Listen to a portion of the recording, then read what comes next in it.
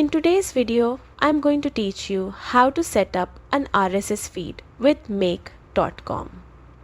If you want an easy way to pull updates from your favorite websites into one simple flow, this tutorial is going to walk you through the process step by step. First, log into your make.com account.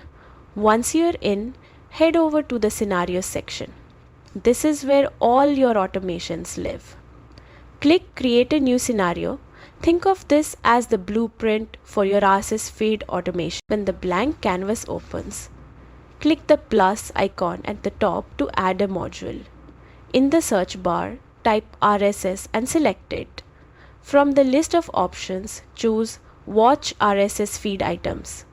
This is the module that will continuously monitor websites for new content and send it into your automation. Now it's time to configure it.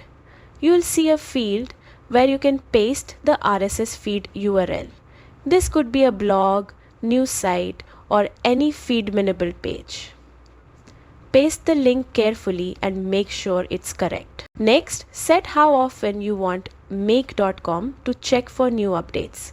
You can choose frequent checks if the site updates often, or space it out for slower paced sources.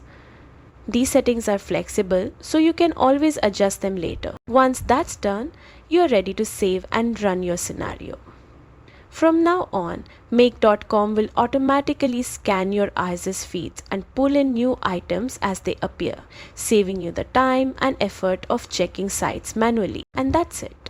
You've successfully set up an RSS feed in make.com and created your own automated content stream.